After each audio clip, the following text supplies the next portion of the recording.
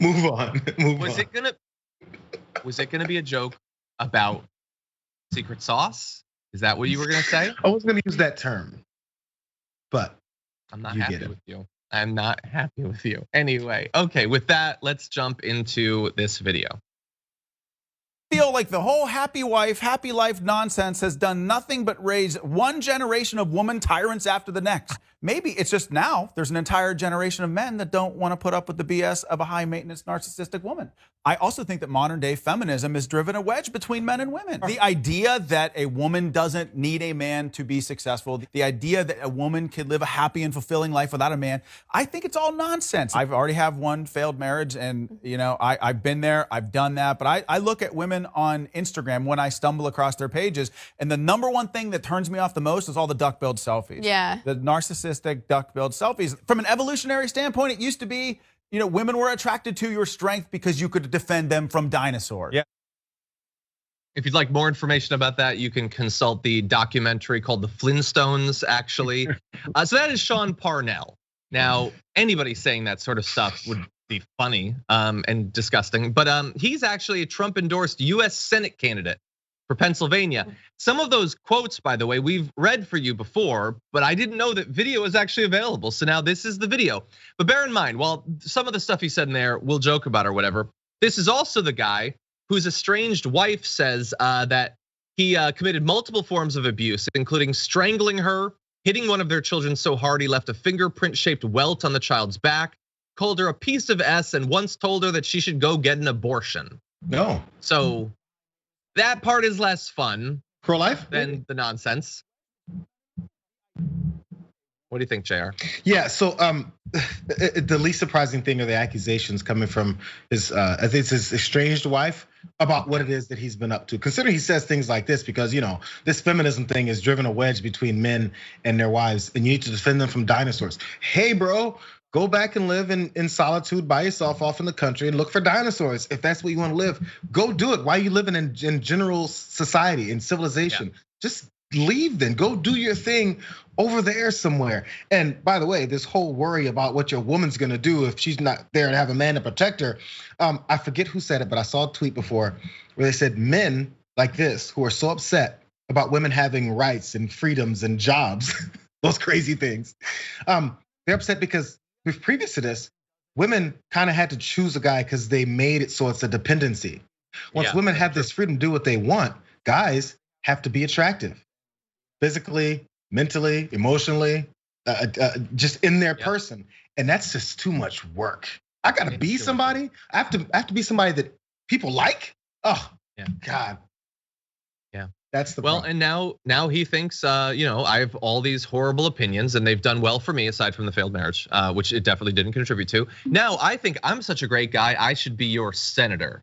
And Trump said, yes, I like that. And most of the GOP is just like, oh, so you strangled your wife?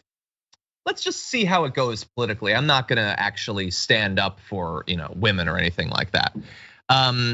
Smallest thing there, the least offensive thing he said there was that he stumbles across these women on Instagram. That isn't what stumble means. Sure you do. You're searching for those women and you're not offended. Well, at least afterward you're maybe offended, but during you're not offended. Anyway, okay, JR, that was a big old packed Big News Wednesday. Thank you for joining us and getting through the Roger Stone story with us. We really appreciate it. I think my stomach predicted the Roger Stone story, and that's when it started messing with me. Some things are so gross, they make you sick before you know what they are. Anyway, thank you for that. Have a good day, man. For sure, see you guys. Feel better. Everybody at home, thank you for watching the show. It's a weird day. Normally I say, hey, watch me on the second hour of the Young Turks with Anna Kasparian, but I'm actually not gonna be on. Wosny Lambre is though, that's exciting. I'm assuming he will be engaging in Ice Cream Wednesdays with Anna. Finishing off the cone I started last week perhaps. So that's coming up. You got Indisputable Dr. Rashad Ritchie as well as Ben Carollo. That's coming up in just a few minutes. So don't go anywhere assuming you're on Twitch. But if you're on YouTube, you should be going to youtube.com/indisputable_TYT. And that's it for me. I'll see you tomorrow. But until then, stay safe out there. Stay sane out there. Don't open up any vials that Roger Stone sends to you out there. I'll see you soon.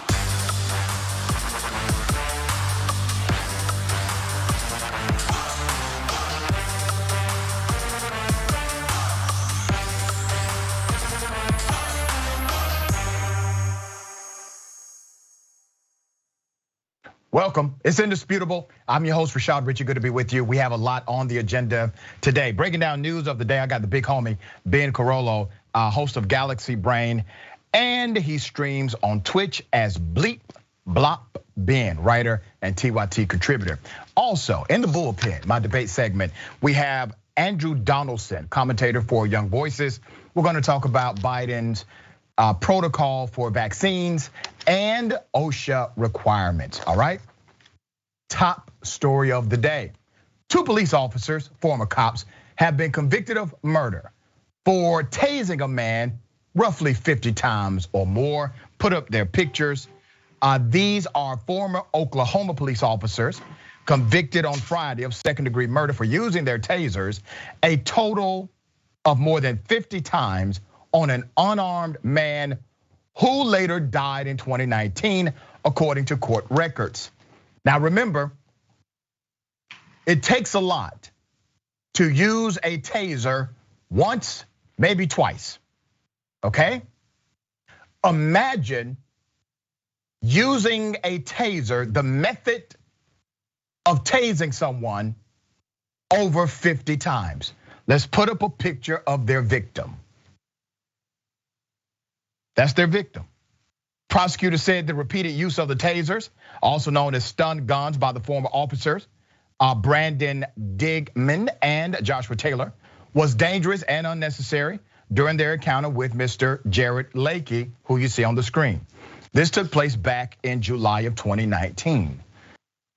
It was a substantial factor in the death of Mr. Lakey, 28 years of age, who stopped breathing and became unresponsive shortly after he was taken into custody by the officers who were employed by the Wilson Police Department, court documents said. Mr. Lakey died 2 days later. The case brought further scrutiny to the use of tasers by law enforcement officers. Supporters say the devices are a practical alternative to often lethal firearms. But critics point out they have contributed to many fatalities, which is true. Both of those statements are true. They are considered to be non-lethal, but they also do kill people, especially when you misuse them, especially when they are utilized during an excessive force situation like this one. The man is now dead. 2 officers have been held accountable for the death. In addition to second-degree murder, which is punishable by 10 years to life in prison, Mr. Dingman, 35, and Mr. Taylor, 27, were also found guilty of assault and battery with a dangerous weapon by a jury in Carter County, Oklahoma, according to court records. They are to be sentenced on December 2nd. Shannon McMurray, a lawyer for Mr. Dingman, said on Monday that the former officer planned to appeal his conviction. Warren Gotcher, a lawyer for Mr. Taylor, the other cop, said on Monday that his client would also file an appeal. According to the attorney, he said, and I quote, "We're very disappointed in the verdict." Well, I'm sure the parents of Mr. Lakey are very disappointed that their child is dead. I have no sympathy for you. 50 damn times. Now here's where the world should collide, okay? When we talk about police reform, police accountability, I want to remind everyone that 95% of Americans are for some level of police reform. 56 to 58% of Republicans are for police reform. This is truly a bipartisan issue. I'm not just talking about criminal justice reform, I'm talking about police reform. We had a bill. Still have it technically, it just went nowhere because of the partisan politics of it all. At the top level, not here, not between everyday Americans, because everyday Americans, we believe that police accountability and police reform is necessary. But then you get up to Washington. George Floyd Policing and Accountability Act, right? Creates an enhancement to ensure we hold cops accountable. And it's a start. It's not the finish line. They didn't even want to start the legislation. And they sent Senator Scott and others to basically play a dog and pony show to appease you. Because they know good and damn well that the majority of Republicans are also for police accountability and police reform. Ben, you see what has happened here. 2 cops have been held accountable, but this is not a silo. This is part of a systemic dynamic inside of law enforcement, not valuing human life. What are your thoughts? Yeah, most definitely. I mean, I was in the military, and so I've seen this kind of culture firsthand where they get this sort of us versus them mentality and literally dehumanize anybody that isn't a police officer. And that's what mentally allows somebody to even tase somebody 50 times. A normal person would not even have the emotional capacity to do that because that's like a horrific thing to do to somebody. And you notice when you taser somebody 50 times, that is a lot. And the only way to really explain the mentality behind that is as though they have this us versus them mentality, and they're literally not viewing people in their community as actual human beings. And that's why they said they're disappointed by the verdict. Well, of course they're disappointed. They don't think the person that they killed was really a person in their mind. All they care about is other police officers, and that's basically it. Yeah, and this was a violation of department policy, obviously a violation of statutory law. But once again, culture eats policy alive, because both of these cops engaged in the same behavior as if this was protocol. And it was not protocol, it was adversarial to protocol. But due to the culture that exists, they had each other's back. Well, now they have been convicted. We're going to follow this because there's a sentencing phase in December, and then naturally there will be an appeal based on both of the attorney's statements. So we're gonna follow this story into the completion of their appeal process. All right, I have mixed feelings about this one, okay? There's a brothel. This brothel has come up with a creative idea. They are giving free sex sessions to those who get the COVID-19 vaccine on site. I kid you not. Now, obviously, I'm 100% against any industry that engages in child sex trafficking. That is not the narrative with this brothel, but I wanna make sure I make myself clear on that. This is an Austrian brothel. They have devised this plan to incentivize people who get the coronavirus vaccine by offering promised patrons a free fling with a prostitute of their choosing if they get immunized at the bordello. Well, damn. I mean, I don't know what to say about that. I mean, some people may think it's a great idea. Others may say, wow, that seems quite extreme. It gets deeper. We are very popular, according to Christopher Lilacker, director of the Fun Palace in Vienna, told Reuters of the Enticing New Initiative, which they created in response to the recent government mandate barring the unvaccinated from restaurants and other indoor areas amid an infection spike last week. The measure is known as 2G, had reportedly caused a 50% dip in the number of clients at the brothel, according to the Daily Mail. To help stem the financial hemorrhage, Fun Palace is offering the COVID jab every Monday from 4 p.m. until 10 p.m. through the end of November. According to them, best of all, men who get inoculated on site will be gifted a free 30-minute session in the Skin Merchants VIP Club with the lady of their choice. Think of it as a sexy nurse role-playing scenario, but with actual medical care. Many men, this is a direct quote, many men, very many men with a migration background virtually refuse vaccination or don't know that you can be vaccinated, lamented Fun Palace manager Peter Lascaris. And since we are actually reaching this target group, we decided to set up a vaccination street here, okay? Fun Palace is not the only organization, not the first, to offer perks for the inoculated in a much less sexy incentive program. On this side of the pond, Pennsylvania Governor Tom Wolf offers state employees 5 days of paid leave if they got the vaccine at a city-run site. You also have other county governments in particular offering $50 or $100 gift cards, all right? So incentives are not new is my point. This is a different kind of incentive. Ben, what are your thoughts on this one? I mean, there's kind of a lot to unpack here. I mean, we live in a difficult world, and some people, right? People are put in impossible situations, right? And so some people use their bodies to be coal miners, and some people use their bodies to be other things. And we all kind of make sacrifices to survive in society. And that is a very, very difficult position to be in. Ultimately, like, I don't know, my big concern is like, is this the manager that is just sort of imposing this on everybody that works there? Or were the workers like, hey, let's do this so that people get vaccinated? That would make a big difference in my mind. It's definitely a good thing that people get vaccinated. This particular incentive might be unusual, to say the least. It's definitely unusual, but here's why I'm at on it, okay? I'm not going to moralize on adults engaging in sex work. Responsible adults, go do what you want to do, okay? I do not moralize on that issue. But here's the reality.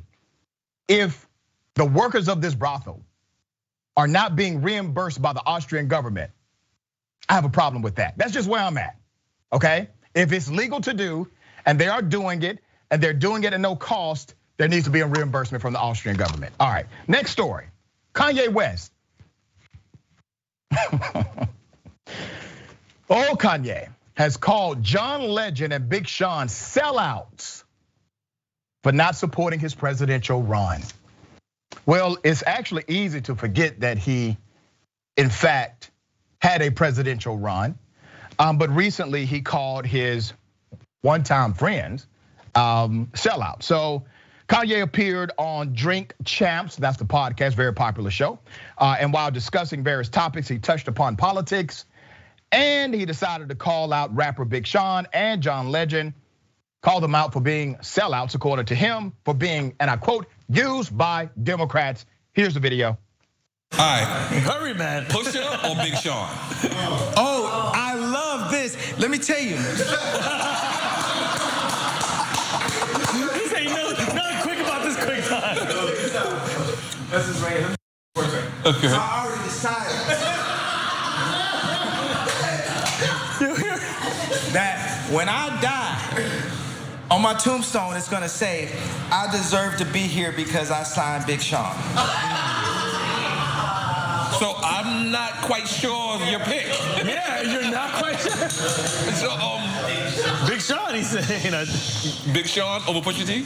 No, I'm saying that the worst thing I've ever done was sign Big Sean. That's a beautiful thing. Oh, that's a beautiful thing, man. No, wait. The worst. He just said the worst. The worst.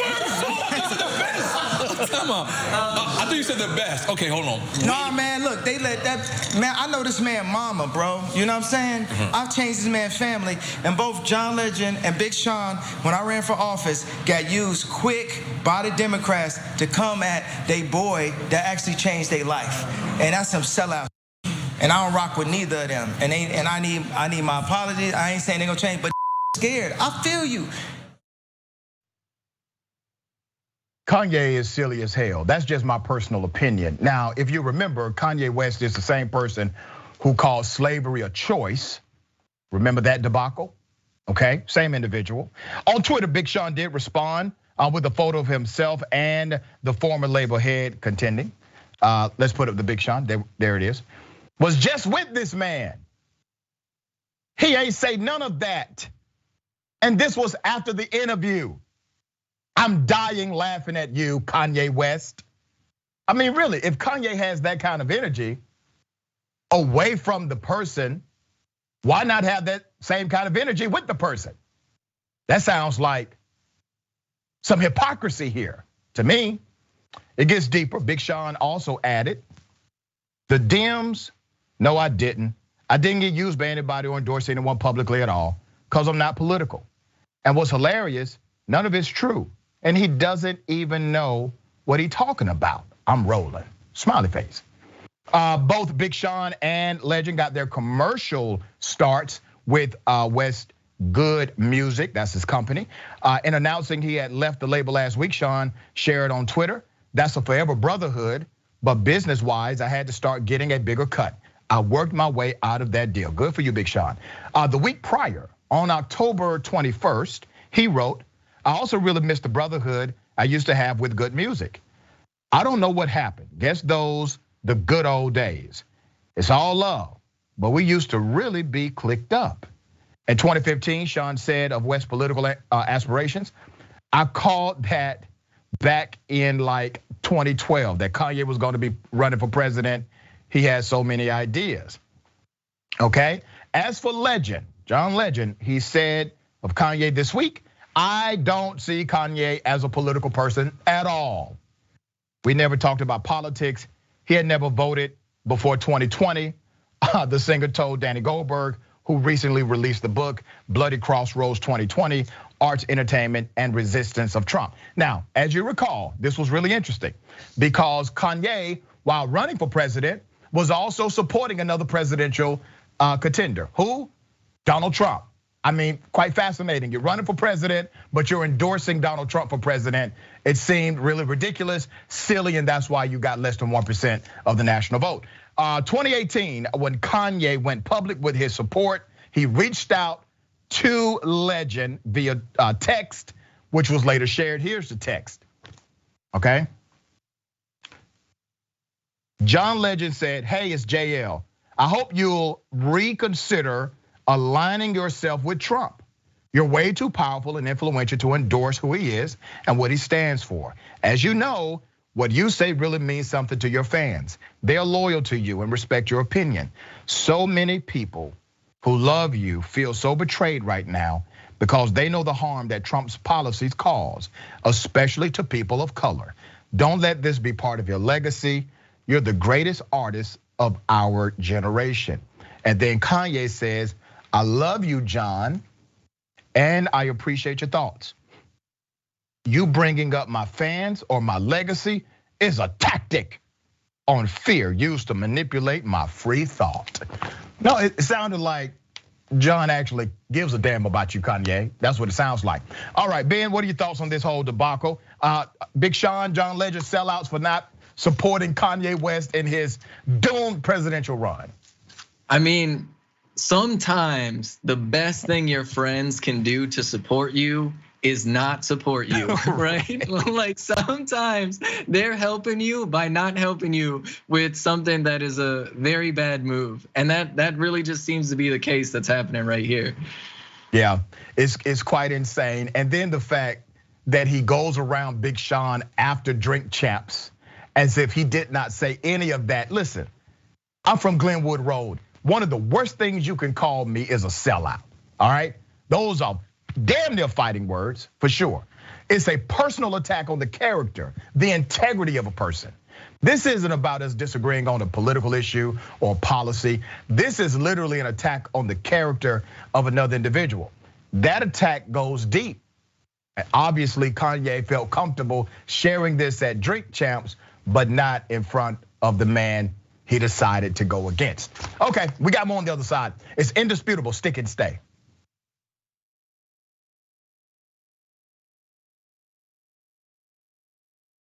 I'm back to gaslighting. Did you and I talk about gaslighting on Old School? Probably. That boss gaslit all his female employees. People who manipulate others like that make you feel like you're the weirdo. Why won't you punch yourself in the face? What is wrong with you? And you're like, oh my God, I feel so bad. Why didn't I just punch myself in the face and poke my eye out? I'm 47 and I just figured it out like earlier this year. You figured out somebody was doing it to you or that you were that it was that it would have been happening my whole life and I didn't realize it. Right. Welcome to Indisputable.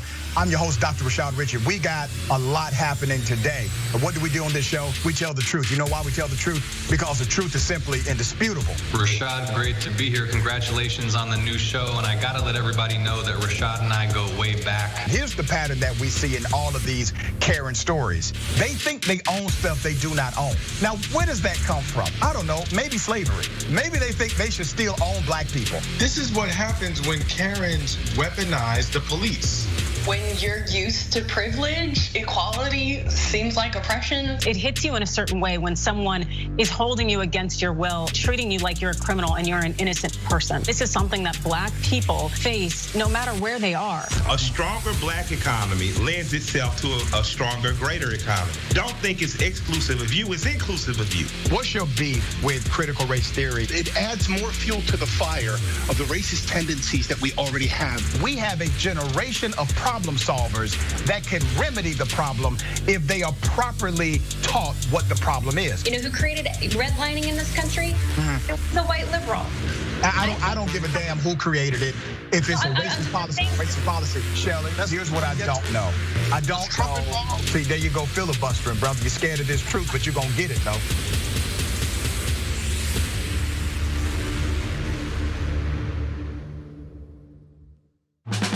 I've been a fan of TYT, I believe, for the last 6 years. 5 years. 3 years now. 7 years. 4 years now. 2.5 years. I just started because she got me into it. My boyfriend actually watches it every morning and every night, so I kind of just started watching it with him, and I love it. I mean, it's the only way that I find my news. Looking through YouTube, looking for like, political shows that look cool. I came across a very angry rant from Cenk, and that's when I knew. So I was immediately in love with the show. And then I haven't missed a live show since then. 10 times a day, I watched the show in the morning. Whenever I had a bad day at high school, Young Turks. Man, Cenk is just so blunt and honest, and I love the honesty, and there's no BS behind the news, and they just tell everything like it is. There's nobody censoring them. There's nobody there to say, you can't do this, you can't say that. That feel of authenticity makes it seem like what they're saying is true. I feel like I get the real story from the Young Turks. I am TYT. I am TYT. I am TYT. I am TYT. I am TYT. I am TYT.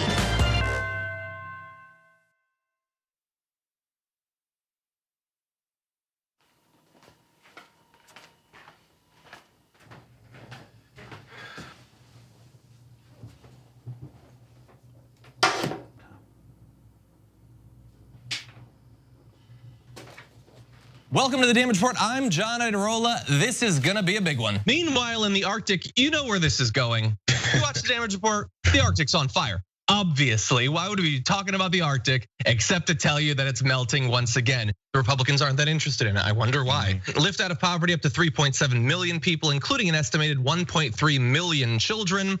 Hashtag save the children? Not if it costs money. I mean, come on.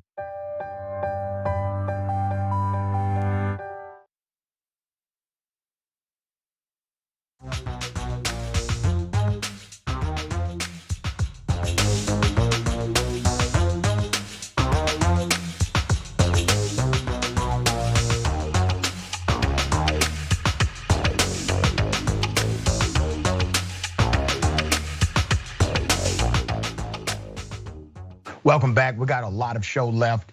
Let me remind everyone, this is really dope. Ben Jealous and King family on The Conversation, okay? That is today, 5:30 p.m. Eastern time, 2:30 p.m. Pacific time. Watch Ben Jealous and the King family being interviewed by Senator Nina Turner, all right? That's going to be hot, hot, hot. This is about voting rights and why we need it now. Watch later today, tyt.com/live. Don't forget, right after Indisputable, the Twitchuation Room with Francesca, Wednesdays, 4 p.m. Eastern time, 1 p.m. Pacific time. That is a Twitch exclusive, twitch.tv/TYT. So make sure you sign up and watch that on Twitch. We got a big announcement continuing right now, and you can be part of it, okay? TYT is looking for new video content creators for Rebel HQ. If you write, produce, host, and edit short form editorial videos on breaking news and political stories with a progressive point of view, if you can do any of that, we want you here. I want you, if interested, go to tyt.com/careers, tyt.com/careers. Let me read some of these comments. TYT member Eric the Red says, I guess the only reason they weren't kneeling on his neck was because they risked getting shocked themselves. Yeah. Next TYT reporter about the brothel says, sir, you've been here 4 times. We know you don't need another vaccine. Colorado Blue Blazer. I guess this brothel has figured out how to get patrons to, I can't say that. I'm sorry, Colorado, I can't say that, all right? Kanye. Colorado Blue Blazer says, perfect response, Doc. Kanye West, chuckle, chuckle, chuckle. Enough said. Yeah. The Great American Healthcare Famine. Didn't Kanye try to sell blank white t-shirts for $200 under his Yeezy brand? Who is the sellout now? And I think they sold out of those t-shirts, by the way. Former cops. All right, Devil Dog Dragon says 50 times the person goes down on just 1 or 2 stuns. 50 is an overkill. It's over the top kill. They should be jailed 25 to life without parole. Forbesilla says, doesn't matter if a victim has health conditions, doesn't mean you didn't murder him. You can't tase someone 50 times and expect them to live. Exactly. And that's the conclusion that the DA came to and the jury that convicted, okay? All right. Walking on My Grave says, marketing, man, they got some real problem solvers over there. LOL, talking about the brothel. Kanye. Bubba Husky says, how bad did Kanye hurt his head in that motorcycle accident? All right, Twitch. Former cops convicted. Dude on the left can't believe it. It's all written on his face. The Bubble Master says, sign me up. Bread into toast says their vaccines bring all the boys to the yard. All right. Kinsai, immortal flights to Austria about to be selling out. Yeah. Okay, Drax. Most people are just done with Kanye. Hell, even his wife doesn't want to be married to him anymore. That's hurtful, but true. Okay, I'm a sci-fi guy, okay? I'm a real sci-fi guy. I've always wondered what would happen in the multiverse if a Karen from another dimension met a Karen in this dimension and they collided in the same community at the same time. Obviously a paradox. Ladies and gentlemen, we believe that has happened. I wish a Karen would. You want to call the police on them for having a barbecue on a Sunday. I feel free. Back off. I'm going to tell them there's an African-American man threatening my life. Katie, she started it. I didn't say nothing to your kids. I was talking to. Shut up and go there. I was talking to. Right there. I was talking to my kids. I'm allowed to talk to my kids. Shut the up. I hope you're safe in the street. I hope your kids get hit. They're gonna be playing in the streets. My kids get hit, you fat. That's what you just said. My kids get hit. You just said that about my baby. I said they would get hit. No. I watch my kids. Thank you. They ain't gonna get hit. No, don't tell me to shut the up.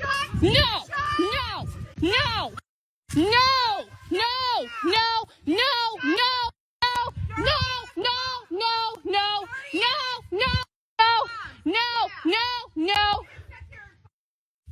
I'm recording you, so go ahead. No, I'm not listening. Shut up. I'm not listening to you. I was talking to you or your kids. What you were talking about and you said it yourself. According to my sources, they are still on that street arguing right now, okay?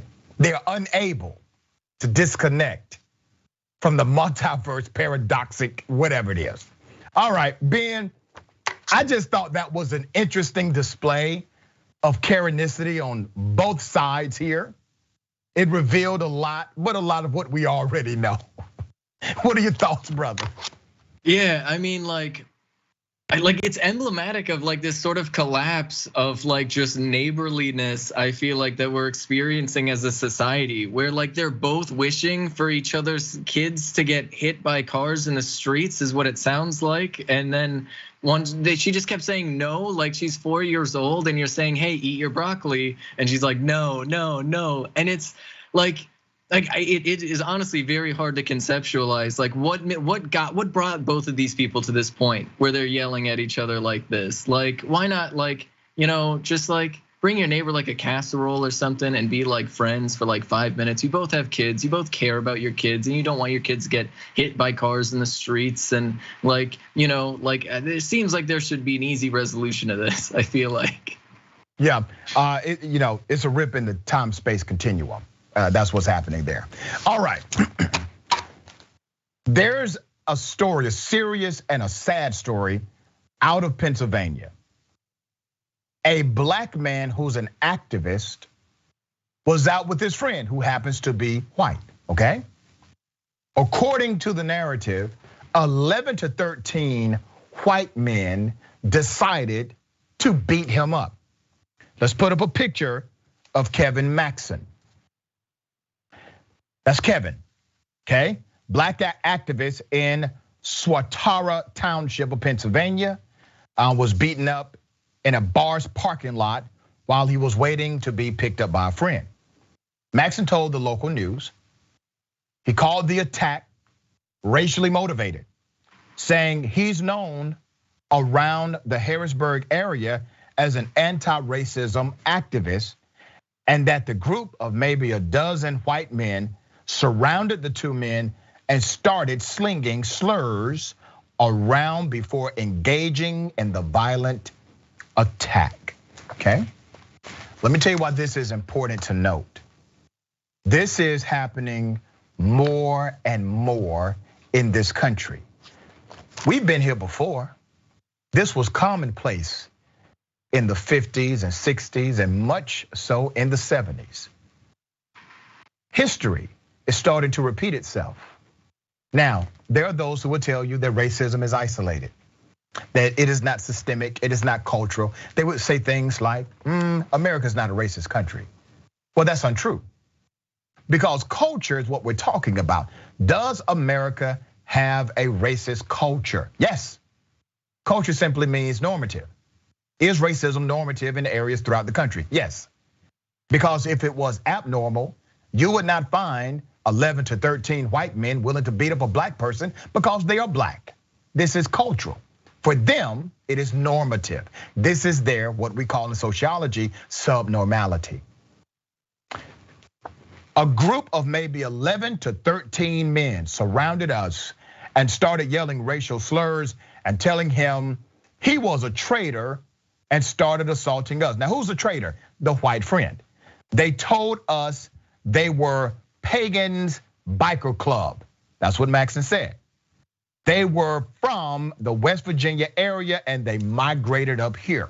So let me specify what this is. This is a gang. These are criminals. These are thugs. There I fixed it, okay? That's who they are. And they do not deserve to be free after committing a criminal assault. Prior to the attack, Mr. Maxson tried to defuse the situation unsuccessfully. He said, and I quote, "I told him, listen, we don't want no trouble.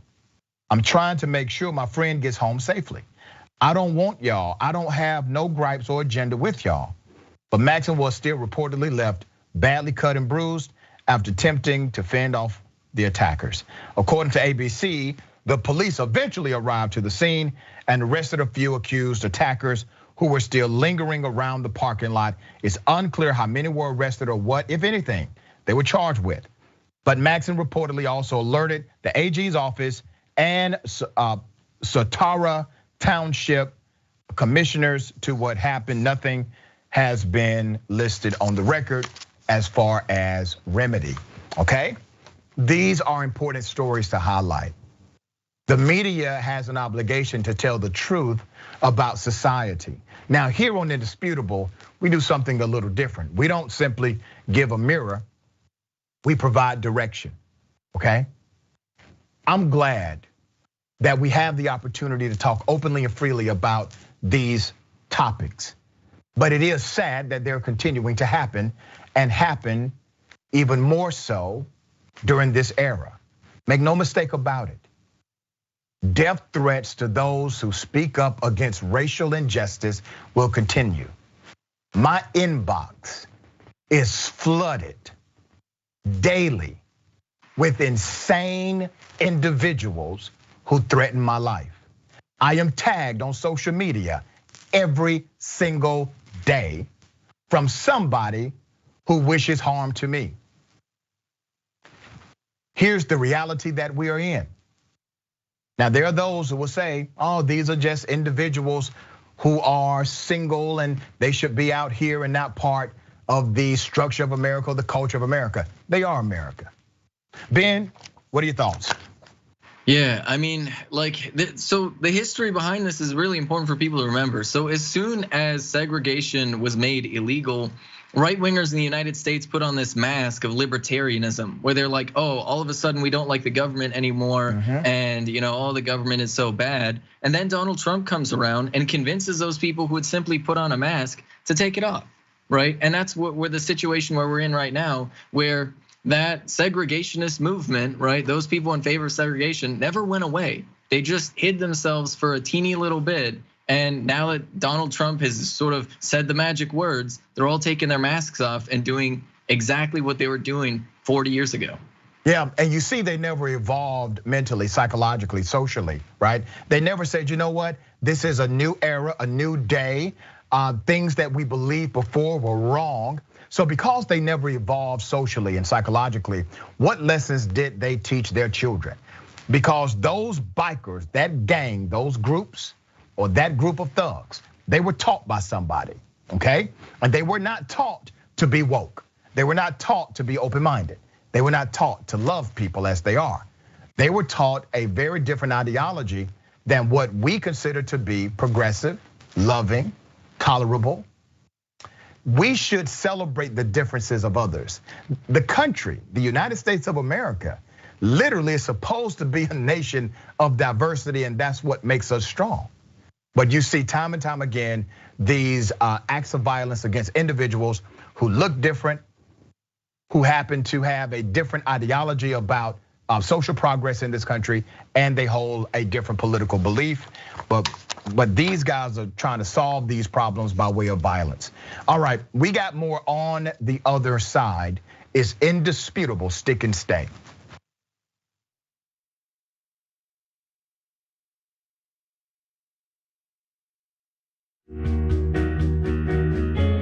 Our audience has given us everything, so we couldn't be more connected. When we first started, people would start giving us directions and say, okay, the mics are too large, move them. Turn them into lav mics. I mean, they were incredible. And then one guy walked in and gave us a really expensive switcher and said, you guys need this, and walked out. Okay, it's amazing. They helped us build a studio. They did a $2 million funding campaign for us. And so they really are us. We do this show together to the point where some of our hosts are even former listeners. So when we say that the audience is part of TYT, we really mean it.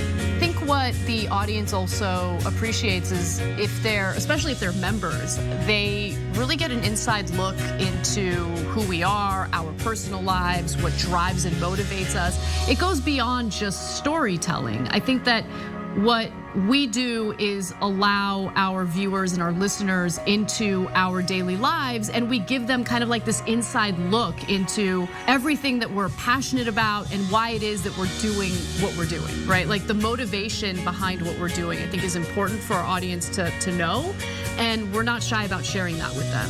And it's different from what people typically see in legacy media outlets where everything is kind of dry and robotic and there's really no personality or authenticity that comes along with it. Oftentimes when we're doing the show, I don't really think of it as me telling them stories. I think of it as us having a mutual respect and conversation with one another. And as I said earlier, I mean, not only do I feel that through the work I do, I'm informing our audience, but they inform me oftentimes as well. You know, they'll pitch stories to us. They'll tell us, you know, a certain perspective or angle to a story that we might have missed. And I love it.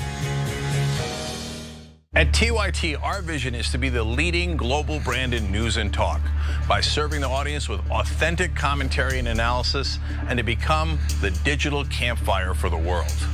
And we plan to accomplish that by serving the audience with uniquely authentic commentary and analysis. Put another way, we seek to make TYT into the digital campfire for the world.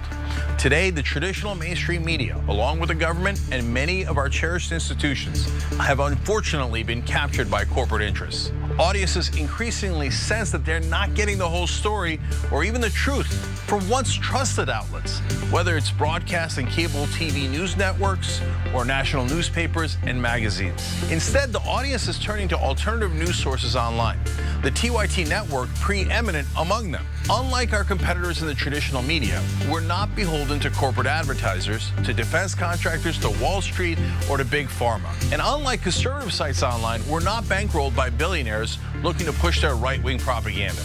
We only answer to our audience, and for nearly 2 decades, we've delivered by producing honest, timely, and insightful perspectives on the day's news without fear or favor or concern for whose toes we might step on or which powerful elites we might offend.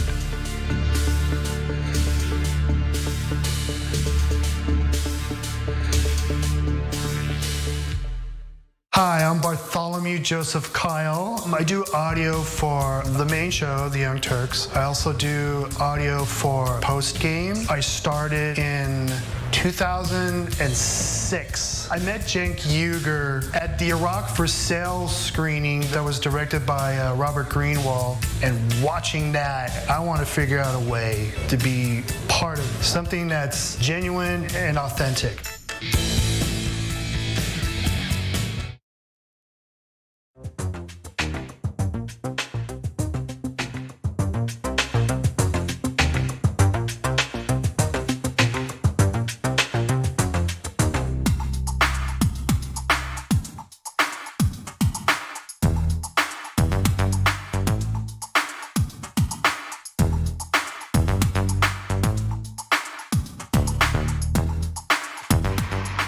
Welcome back. We got a lot of show, all right? Let me read some of these amazing comments. TYT member, Colorado Blue Blaze Regular says, coming to America soon, World War K, rise of the Karens. That would sell, it really would. Funk in for fun. Damn, now I gotta be dealing with interdimensional Karens. Eric the Red, no. I think I know that tune. Super chat, Diana Johnson says, Dr. Rich always breaks my internet, buffer so much every time, but I'm gonna hear that truth anyway. That's the spirit. Karen versus Karen. Archie 15 says, Jesus help us all. Aaron Okinos, remember Ghostbusters? Never cross the streams. For us, do not put 2 Karens in the same spot.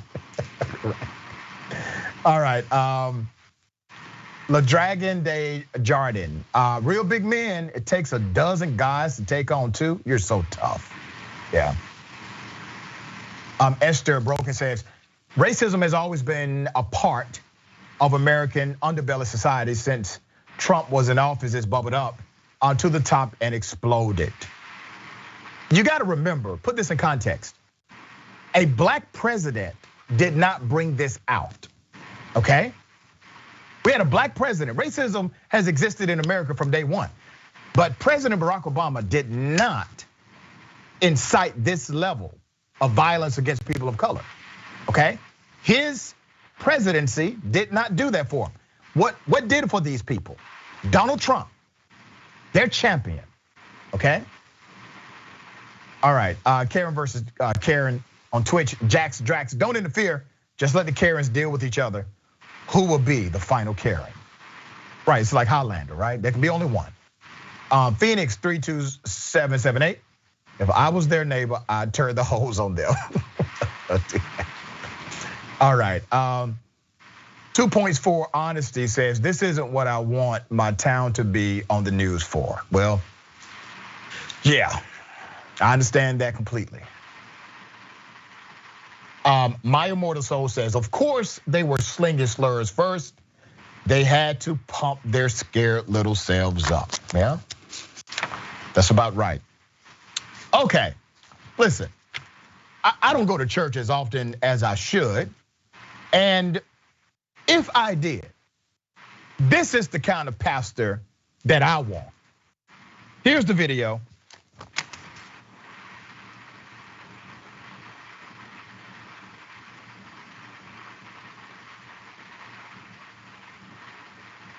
Okay, man with a gun, congregation is terrified. All right? And wow. The pastor takes him out, tackles him, okay? Let me give you some background. This happened in Nashville. The Nashville pastor is being hailed as a hero by his congregation. Definitely a bold move. The pastor's name is Ezekiel D. Kamana, okay? That's Pastor Ezekiel. He's the guy who likely saved many members of his congregation. The gunman's name is Desire Bagonida. And this guy is 26 years of age, was sitting on the front row of Sunday service at the Nashville Light Mission Pentecostal Church. Now, they thought he was a congregant. He was there to enjoy the service, according to them. But he suddenly pulled out a gun and walked up to the altar while the pastor was praying with several members. After being tackled by the pastor and apprehended, the suspect told police he was Jesus while he was being taken into custody, and that all churches and schools need to be shot up. He had attended Nashville Light Mission before, but never became a member. He is currently charged with 15 counts of felony aggravated assault, and the Metropolitan Nashville Police Department says that more charges may be coming. Now let's be real about this, okay? All right, so they are going to affix a bunch of criminal charges, and listen, maybe it's justified, or also maybe there's a real mental health condition here, right? But the sad reality is he will likely never be assessed for a mental health disorder, even though it seems like possibly there could be some there. The congregation itself, they are okay. There were some people that tripped, obviously trying to run out and get out, but everybody's fine. But we highlight this story because a few factors. Number one, mental health is a serious issue. Number two, as Republicans would tell you, which is not true, that the only way to stop somebody like this who has a gun is to have another person with a gun. This pastor disproved that theory. They were able to disarm this man without the use of a gun or killing him. Now you mean to tell me that this pastor, let's put up Pastor Ezekiel again, let's put his picture up. This pastor who is not trained as a law enforcement officer, this pastor who has never taken any hand-to-hand combat classes whatsoever, this pastor was able to disarm a would-be violent felon who was hell-bent on shooting people. He did that. Now, why do you think Pastor Ezekiel was able to do this? Because Pastor Ezekiel gives a damn about human life. That's why he was able to do it. Ben, what do you see here? Yeah, I mean, it takes an incredible amount of courage to approach a man with a gun. I mean, because like, look, when you have an unarmed person and an armed person, right? We all know the odds on that. And obviously he had an advantage because he was coming from behind him, but like that takes a lot of courage to go and stop that person from, doing whatever he was planning with the church. Obviously he had a gun, so it's a very dangerous situation. And what you said, I think highlights the biggest tragedy of this all, is it seems like that guy is struggling with something, right? Like he was armed in a church. It's not like churches are just stuffed with cash or anything like that. And so there's obviously something that's going on there. And it is just the big tragic part about this, in my view, is the fact that we all know that he's not gonna get the help that it seems like he really needs. And that's really, I think, what we all would love to see. Yeah, all right, let me bring your attention to the trial of the McMichaels, okay? They killed Ahmaud Arbery. This is taking place in Glenn County. We have now found out that the father in this father-son killing duo said that he would have killed Ahmaud Arbery if his son did not, okay? Let me remind you of this horrific crime. Here it is.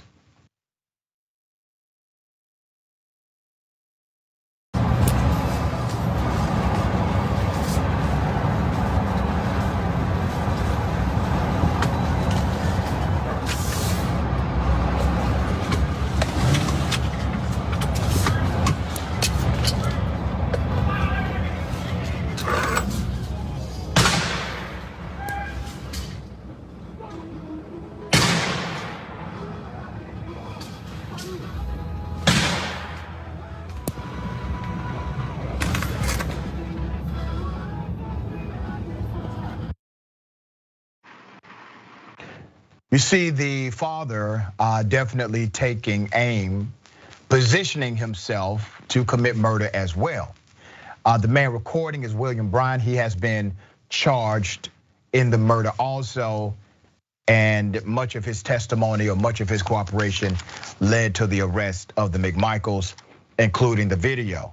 So Gregory McMichael, the father of Travis McMichael, who shot Ahmaud Arbery, told police that if his son didn't shoot Arbery, he would have done it himself, okay?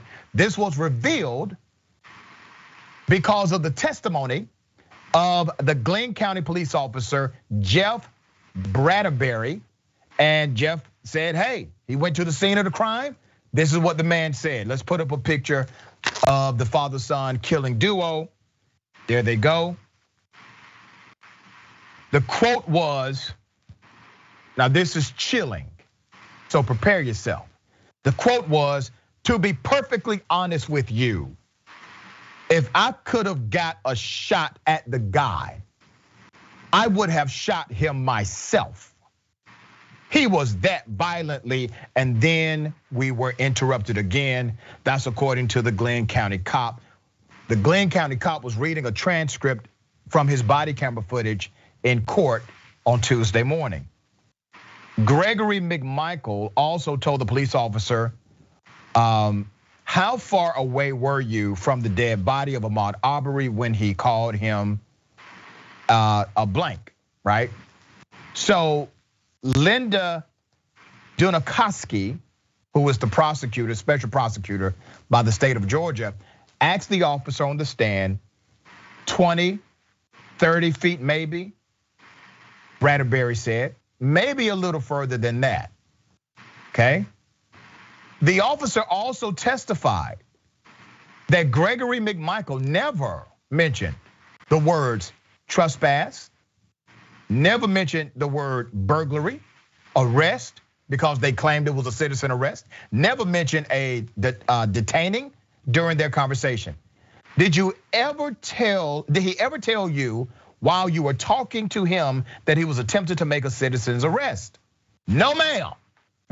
Well, damn, Mr. Officer, why in the hell was he not arrested? Why were they not arrested? They didn't even tell you, hey, listen, the guy was trespassing. We were making a citizen's arrest, which at the time was legal in Georgia. It is now illegal in Georgia. They didn't have to say any of that. They were given the benefit of a defense without having to defend themselves in their actions. How deep is that? You have a dead body, and the person that killed them, the people that killed the man, they don't even have to tell the cops what happened. Justification was not required because of who they were and because of who the dead body was. Justification not necessary. Dead black man, white neighborhood, white people with guns. No case here. Ben, am I seeing this wrong, brother? Yeah, and honestly, like, I want to tie this into something I saw earlier this week, because there were a couple of Democrats, mind you, who are running around trying to blame the woke mob for Republicans winning across the country. And they have a responsibility, in my opinion, for the mentality that drives things like this. Because why do these people feel emboldened to do this? Like, I get it. If you don't support defund the police, then don't support defund the police or whatever. But don't be running around saying that Black Lives Matter is the reason why Democrats are losing, because it literally is. That is a defense of these people. It's a defense of what these people are doing, and in their mind is a justification for them. And it's just deeply irresponsible for any Democrat out there to be enabling this. And the reason why I'm focusing on Democrats here, tying this in, is because like Democrats are supposed to be theoretically the ones fighting for justice. That's right. And they're the ones selling out, many of them. I agree with you 100%.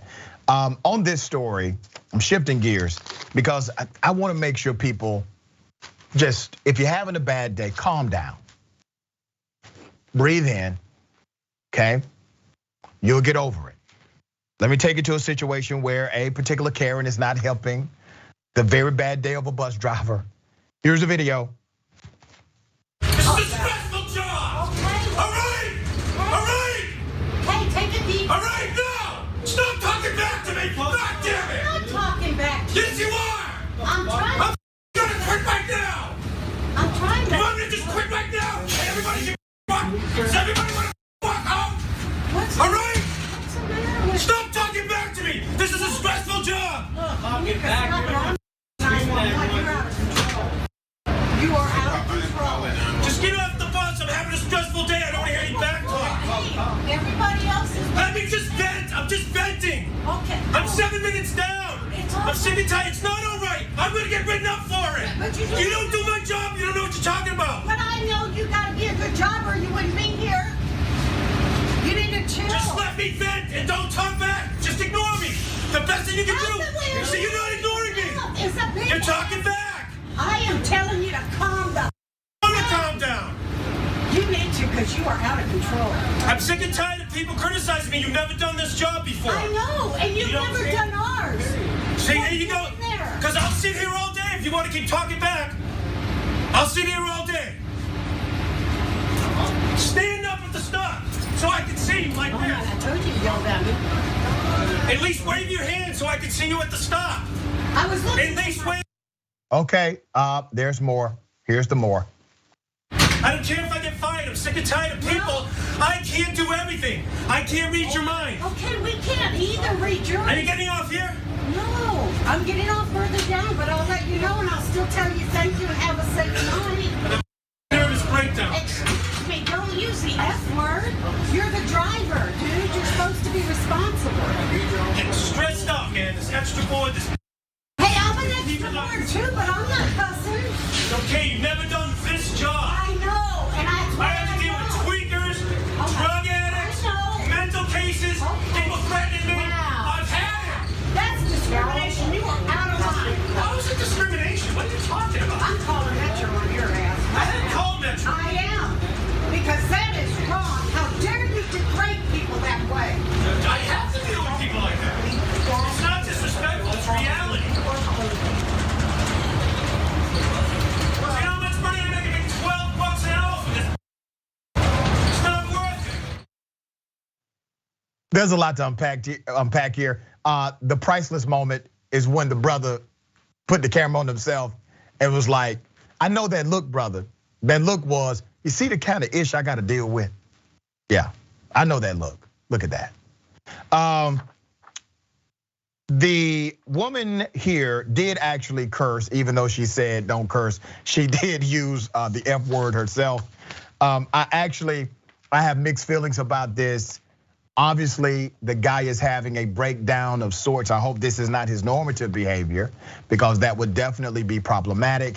But I want to highlight this to say, please, when things get this stressful, right? When things get this difficult, call somebody. Because really, it sounds like this guy just needed a hug. I mean, literally, he just needed somebody to give him a big old bear hug. Ben, do you want to give him a big bear hug? Yeah, most definitely, most definitely. Ultimately, it's workers don't have more of a responsibility to be polite and patient than you do. So, everybody love everybody. Yeah. All right. Always a pleasure having you on the program. Tell people how they can follow you, brother. Yeah, the best way is to get follow me on Twitter at Benjamin Carollo. It's my name. All right, there it is. Thank you, my friend. Always. Thank you. We got more on the other side. It's indisputable. Stick and stay.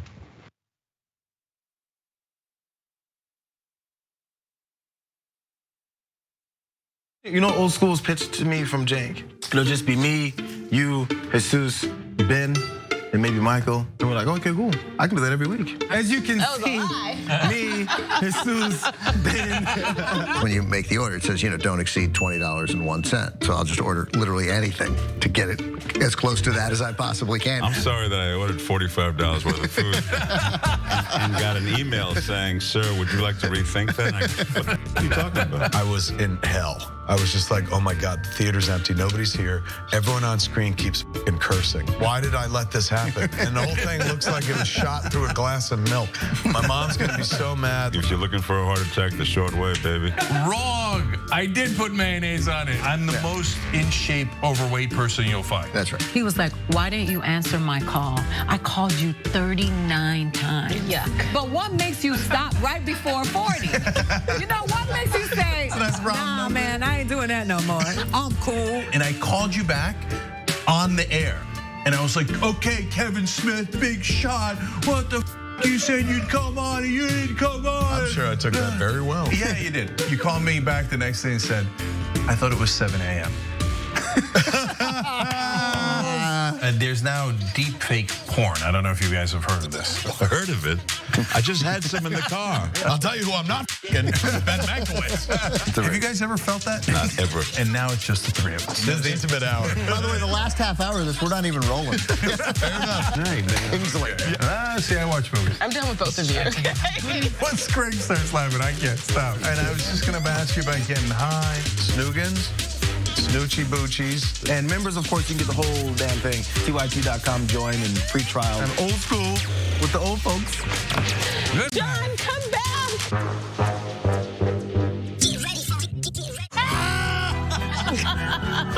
Field goal here. It's time to switch to music. Oh, man. Oh, God. Do your best. He's a little like...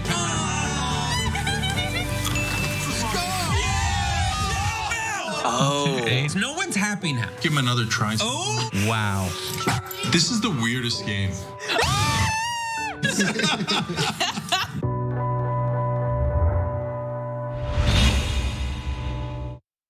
I'm Brett. I would like to refer to this segment as the Do I Still Have This Talent show. So I want to see if I can play harmonica without my hands.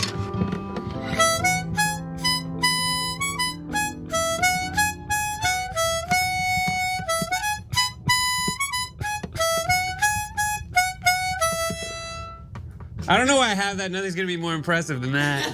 I can also spin a basketball on my finger. While drinking. I'm gonna spin a basketball on my finger while drinking apple juice. You can do this, dude. It's also flat. I don't know if that helps or hurts.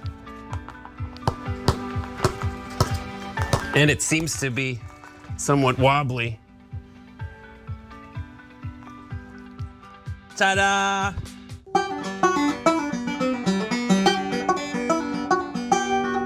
Nope, I don't know how to do this one. This one's a fail. Nope. Oh God, I'm so mad.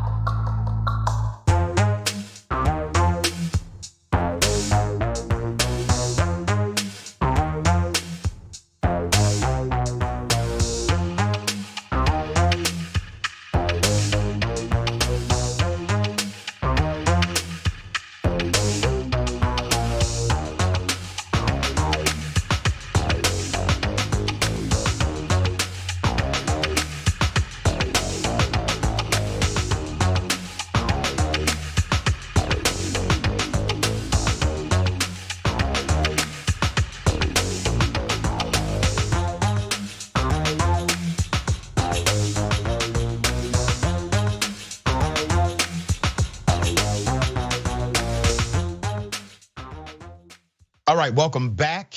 We got a lot of show left.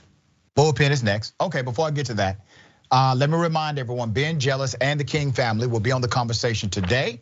Senator Nina Turner will interview them. The conversation will be about voting rights and why we need it now. Watch later today, tyt.com/live. Also, the Twitchuation Room right after Indisputable with our girl Francesca. Make sure you tune in Wednesdays, 4 p.m. Eastern time, 1 p.m. Pacific time. That is a Twitch exclusive. So sign up to Twitch to catch that amazing show. Twitch.tv/TYT for the Twitchuation Room, okay? And don't forget, Rebel HQ contributors, we're looking for you.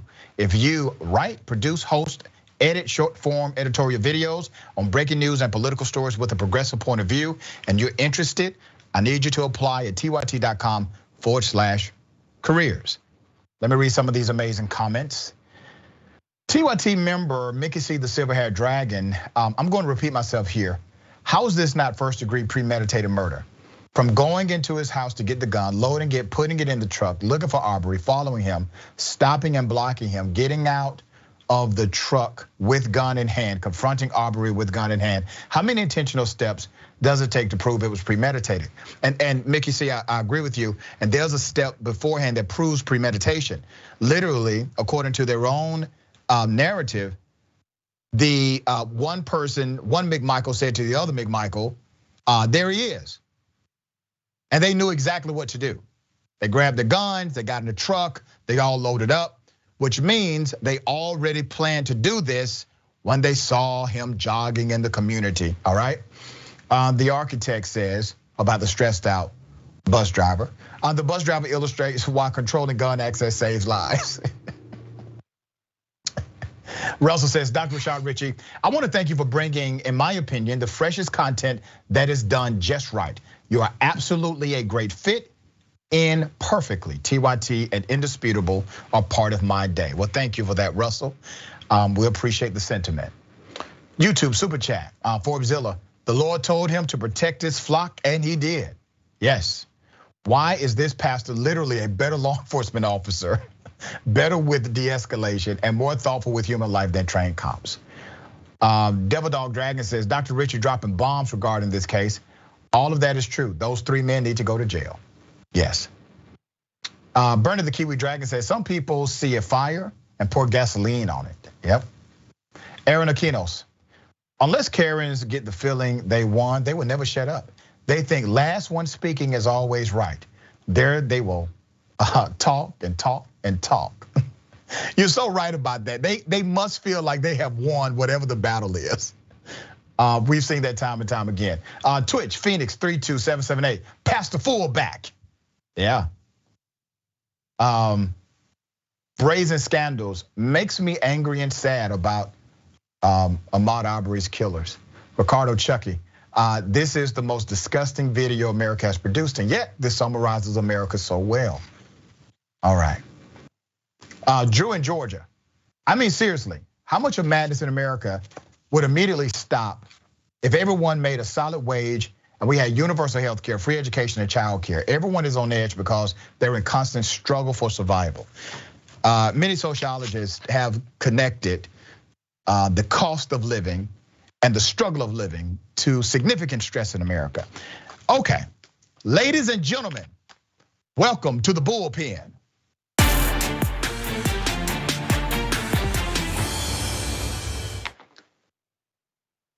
In the bullpen today, we have Mr. Andrew Donaldson, commentator, Young Voices, and also managing editor of Ordinary Times Magazine and a widely published writer. Andrew, thank you for being on the show. How are you? Very happy to be with you and appreciate the opportunity. Thank you for taking the time to talk to me. Absolutely. We're going to chop it up about Biden's administrative order as it relates to COVID vaccines. And also the additional action pending in court. I don't want to presume what you know or believe about this topic, so we will give you an opportunity to share your sentiment freely. Sure. Well, there's two aspects to it, and you just touched on both of them. There's the legal aspect of this, and there's the policy aspect. The legal aspect, we have seen the Fifth Circuit has stated, at least temporarily, that is one of the more conservative courts in the country, so we're gonna have to see where that goes. And then there's the policy side of it. The Biden administration is using OSHA to try to go with the vaccine mandates is what we're calling it. Now, to be fair, that's probably not the best term to use for this because there are some different options and there are at least 3 different rules inside of what the Biden administration is trying to do here.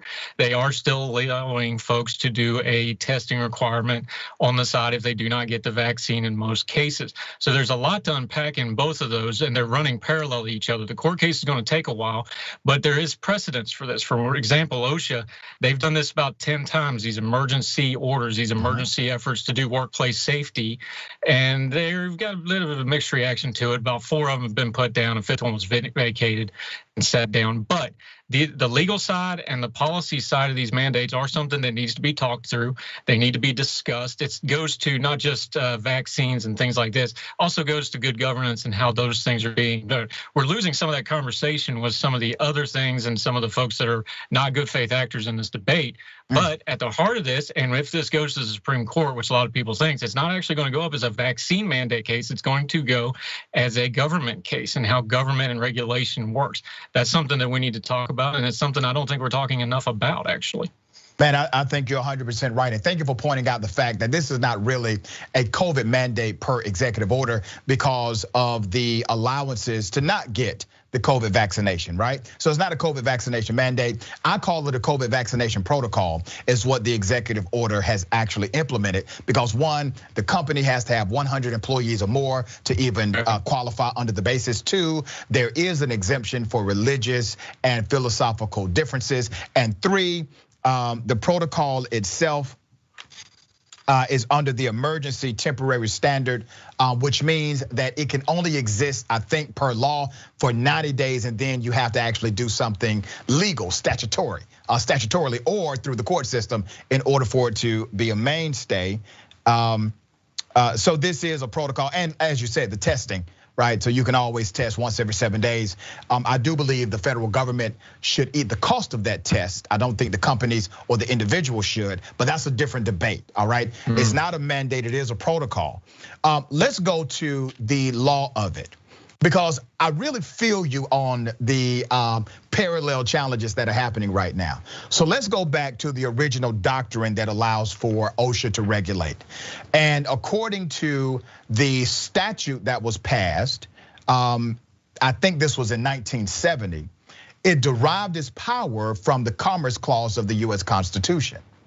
So when you look at the Commerce Clause, it basically allows, and this has been validated by multiple Supreme Court decisions, including United States versus Darby, that says, hey, the Congress has this ability to create regulatory agencies that can enact something called administrative law without going through the process of an actual legislative agenda or a legislative protocol. Okay, we get that. So OSHA exists by way of the Commerce Clause and was codified in 1970 by way of a statutory act. We get that. And we have been here before with OSHA regulations. Let me read something that I think gets missed in this. It says, based on the findings and purpose of what OSHA can do. According to Congress, this agency is a purpose for public policy through the exercise of its powers to regulate commerce among several states and within foreign nations and to provide for general welfare. It goes on to say that these particular issues can be personal injury issues or to stop from personal injury or illness arising out of work situations. So the legal or the linear logic is that OSHA has a responsibility to say, if there's something at a workplace in America that can rise to the level of serious injury or illness based on statute, OSHA is the only regulatory agency that could truly enforce a protocol like this. If we have a problem with it, we must look at the law that already exists, and possibly that may be a debate. But right now, that law is in place, and no one is talking about repealing that law. I don't see how you get to a different judicial decision without talking about the law that empowers the federal government through the agency of OSHA to do exactly what they do. Do you see it differently than I do? Not too differently, and a lot of the legal folks that I'm reading, like you are, I'm trying to educate myself on it, they agree with you on that. In fact, it's even more explicit because the 1970 law that brought OSHA into being, and the Biden administration has cited this explicitly in putting this policy together. There was a grave danger clause, and they are saying the epidemic is a grave danger. Now, in Norman parlance and the language, that makes perfect sense. We have 750,000 plus dead. Obviously, COVID is a grave danger. So now, is that a policy grave danger? Is it the legal standard of grave danger? And it goes to all that case law, a lot of Supreme Court case law over the Commerce Clause of you as rightly put out.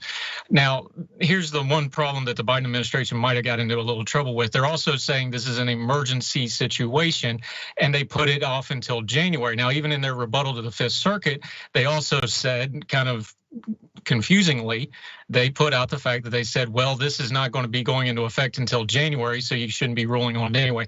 That sort of thing they need to tighten up their messaging on, even though they have some legal precedent, and we think they're going to win that in the long term, even if the court nibbles on the edges of it. This is a messaging problem the Biden administration is going to have to clean up. Like you said, there's a lot of case law to it, but getting it into the policy realm, now you're talking messaging, now you're talking convincing people, now you're talking at some point, like you said, these emergency provisions, at some point you're going to have to put them in the legislative black and white, not just in terminology for us to discuss.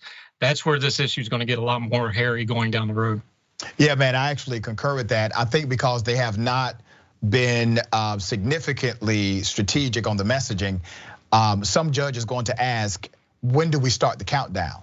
Yep. Because statutorily, the ETS has a shelf life. And once that shelf life expires, you have to move to a bureaucratic phase, which allows for public comment, by the way, and public narrative and discourse.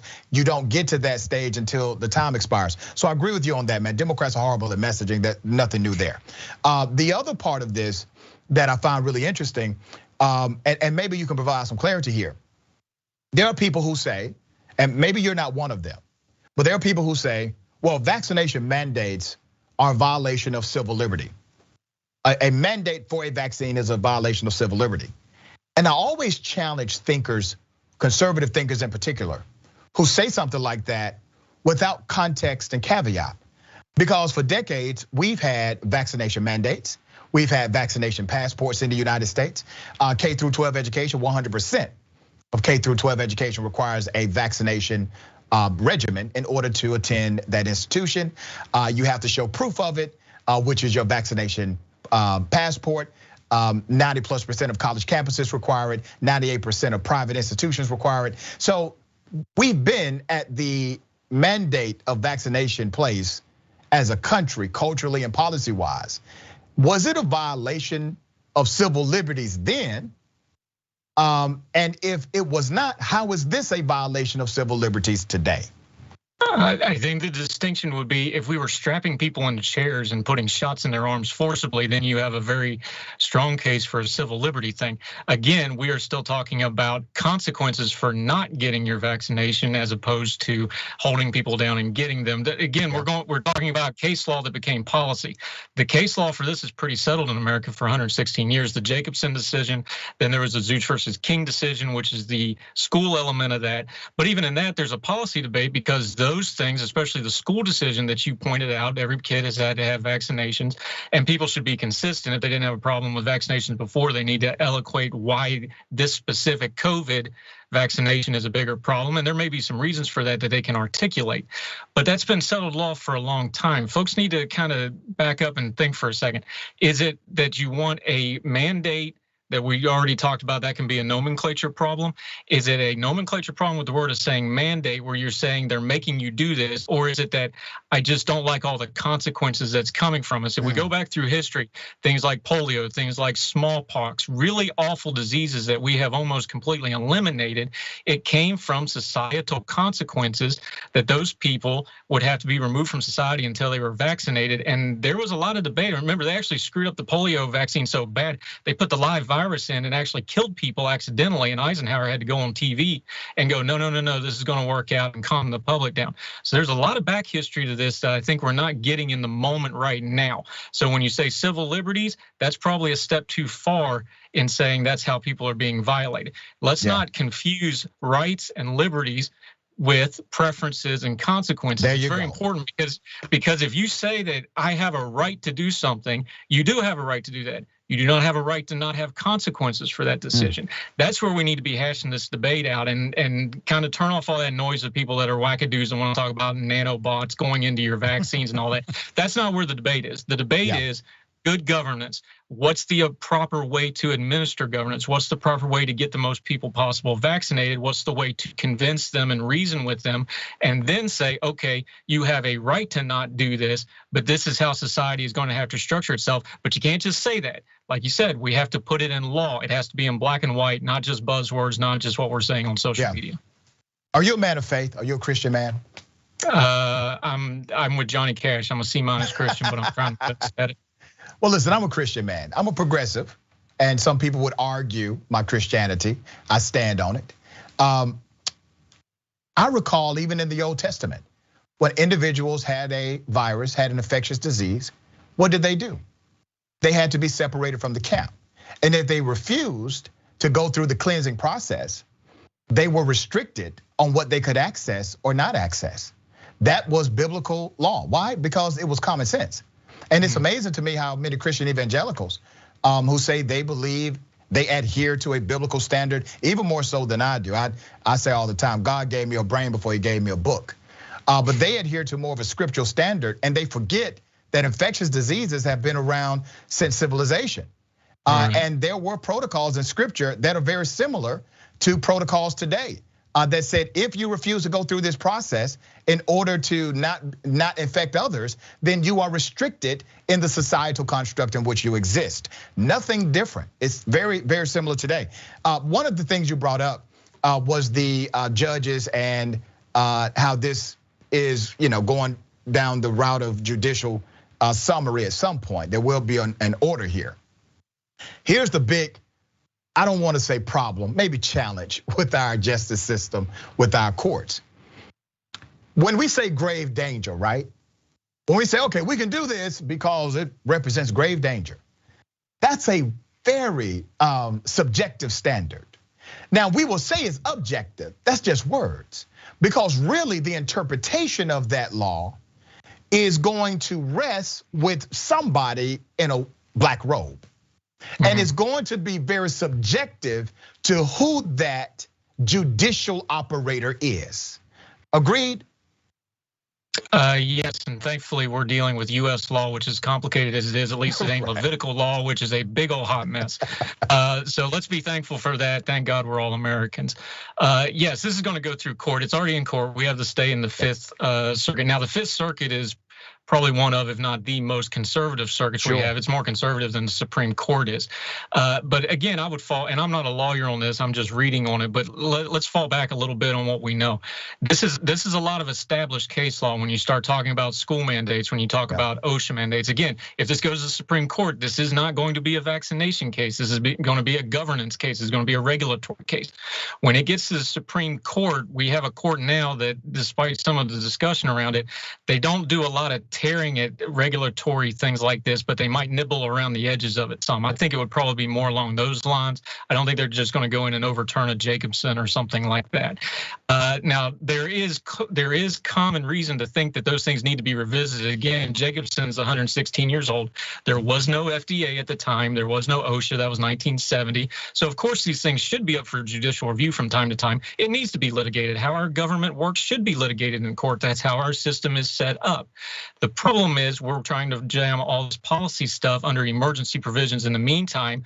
And when you don't have really good messaging, which, let's be honest, the Biden administration has not done a great job of, they tend to go more towards optics and fixes and then leave the kind of the messy end dangling a bit, if you would. These things need to be tightened up because we are going to have to wait on these courts. In the meantime, we still have the pandemic. Kids still have to go to school. People need job security. Part of the economic problems we're having right now is people are insecure in their jobs because of COVID. Things like this all go together. It needs to be settled, and just sitting around waiting for the courts probably ain't the best way to do it. But unfortunately, that's where we're at. Until the court rules, we're going to be fighting over this. Yeah, I agree 100% with that, brother. I appreciate you being on the show. You are a thoughtful thinker in what you believe. I hope that more and more conservatives in particular listen to your message, because you're right. This is more about preference than civil liberties. This is more about a judicial interpretation than it is about a temporary standard. So I appreciate you being on the show. Thank you so much. Thank you for your time, sir. It was great talking to you. Absolutely, same here. All right, ladies and gentlemen, do not forget the Twitchuation Room is next on Twitch. Make that happen. It is a Twitch exclusive. Remember, take care of yourself, take care of each other, take care of the planet. Remember, the truth is always indisputable.